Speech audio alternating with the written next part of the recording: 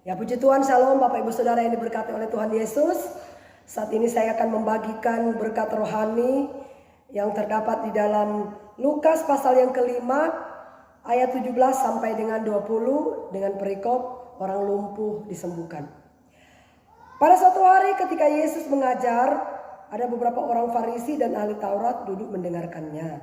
Mereka datang dari semua desa di Galilea dan Yudea dan dari Yerusalem. Kuasa Tuhan menyertai dia sehingga ia dapat menyembuhkan orang sakit. Lalu datanglah beberapa orang mengusung seorang lumpuh di atas tempat tidur. Mereka berusaha membawa dia masuk dan meletakkannya di hadapan Yesus. Karena mereka tidak dapat membawanya masuk berhubung dengan banyaknya orang di situ. Naiklah mereka ke atap rumah lalu membongkar atap itu dan menurunkan orang itu dengan tempat tidurnya ke tengah-tengah orang banyak tepat di depan Yesus. Ketika Yesus melihat iman mereka, berkatalah ia, "Hai saudara, dosamu sudah diampuni." Haleluya. Saudara, saya akan berikan tema khotbah iman yang nekat. Kenapa saudara saya memiliki tema iman yang nekat? Karena itulah yang dilakukan oleh keempat orang yang menggotong orang lumpuh ini. Haleluya. Saudara, berbicara tentang iman, ya, Ibrani pasal 11 katakan begini. Iman adalah dasar dari segala sesuatu yang kita harapkan. Bukti dari segala sesuatu yang tidak kita lihat. Dasar dari segala sesuatu yang kita harapkan, saudara bayangkan. Ketika kita berdoa tentu saja kita mengharapkan sesuatu kepada Tuhan. Kita mengharapkan supaya doa kita dikabulkan atau permintaan kita dikabulkan oleh Tuhan. Saudara, ketika kita berdoa kepada Tuhan, meskipun apa yang kita doakan, apa yang kita minta, apa yang kita harapkan belum kelihatan di depan mata kita, tetapi kita harus percaya bahwa itu sudah kelihatan. Itulah yang dikatakan iman. Haleluya.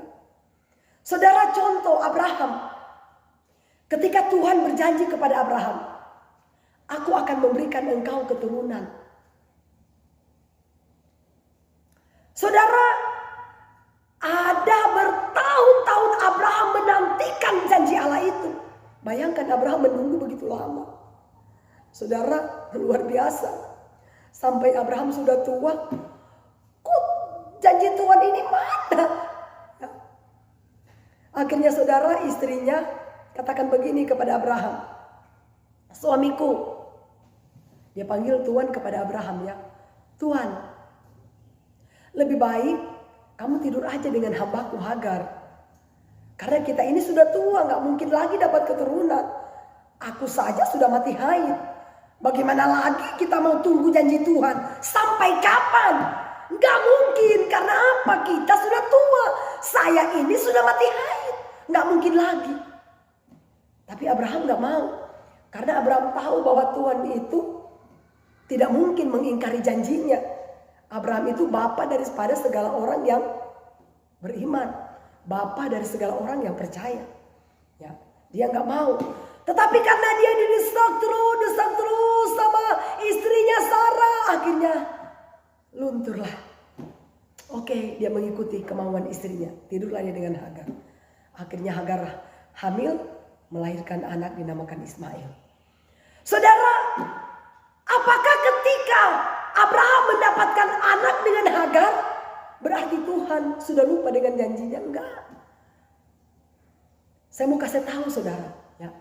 Ketika Tuhan memberikan janji kepada Abraham, ya, apa yang dia janjikan tidak pernah dia ingkari. Karena Tuhan itu Tuhan yang tidak pernah lupa dengan janjinya kepada kita. Haleluya. Saudara, Tuhan berjanji, ya. "Jikalau engkau baik-baik mendengarkan suara Tuhan Allahmu, melakukan dengan setia apa yang aku perintahkan kepadamu," dia katakan saudara, "aku akan memberkati engkau, baik hidup di kota maupun di ladang. Aku akan berkati suami, istri, anak-anakmu. Aku akan berkati keluar masukmu. Aku akan berkati bakulmu. Aku akan berkati adonanmu. Aku juga akan berkati lumbung-lumbungmu. Dan dia katakan saudara, aku akan mengangkat engkau jadi kepala dan bukan ekor. Engkau akan tetap terus naik dan tidak pernah turun. Itulah janji Tuhan kalau kita setia mengikuti perintah-perintah Tuhan lewat firman Tuhan. Tuhan tidak pernah mengingkari janjinya. Abraham itu begitu taat dan setia kepada Tuhan. Ya, dia taat melakukan perintah Tuhan saudara. Dan tidak ada satupun dia langkahi. Cuma karena istrinya. Akhirnya ya sudah. Tapi Abraham bukan berarti dia tidak berharap lagi. Tidak saudara. Akhirnya Tuhan menepati janjinya. Abraham sudah tua, Sarah sudah mati hai. Tuhan katakan istrimu nanti akan melahirkan seorang anak laki-laki. Hah? Si Sarah ketawa. Mana mungkin? Luar biasa saudara. Sarah gak percaya. Pikir Tuhan itu seperti manusia yang suka mengingkari janji. Enggak. Ketika Tuhan berjanji pasti dia genapi. Akhirnya saudara mengandunglah Sarah. Dan melahirkan seorang anak, dinamakanlah dia Ishak. Haleluya. Penantian yang panjang. Tetapi saudara cepat atau lambat. Janji Tuhan pasti dia akan genapi sempurna segera di bumi. Haleluya.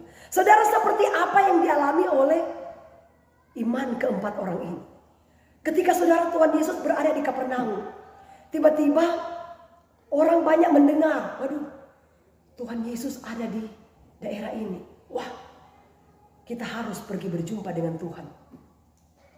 Ketika Tuhan Yesus menyampaikan firman Tuhan saudara, ada begitu banyak orang yang berbondong-bondong mengikuti dia. Yesus masuk dalam rumah ya.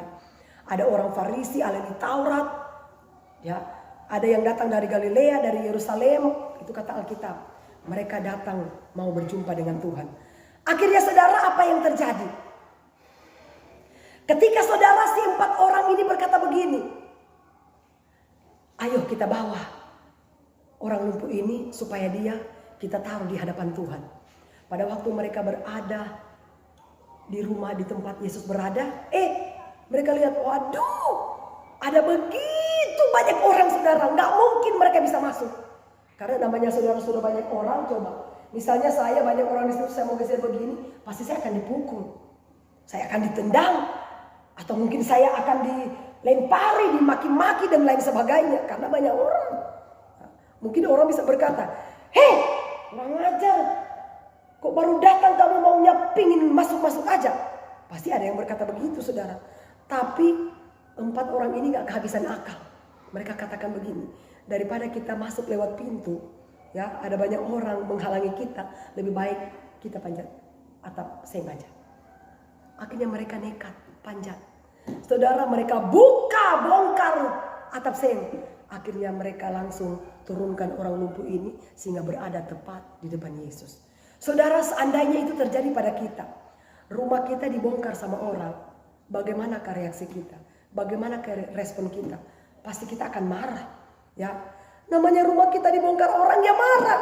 Tetapi saudara, 4 orang ini mereka nekat, mereka nggak peduli, ya. Mau mereka dimarahin, dipukul, dibenci, diusir, nggak peduli. Itu urusan belakang. Yang penting orang lumpuh ini harus bawa dulu di depan Yesus. Karena mereka tahu kalau dia dibawa di depan Yesus pasti sembuh.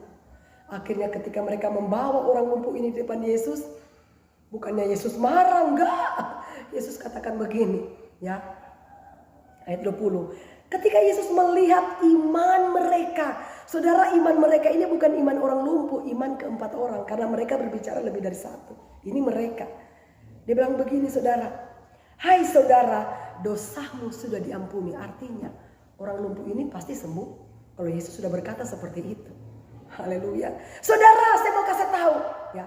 Ketika kita mengambil keputusan mengikuti Tuhan, kita pasti akan banyak dibenci orang.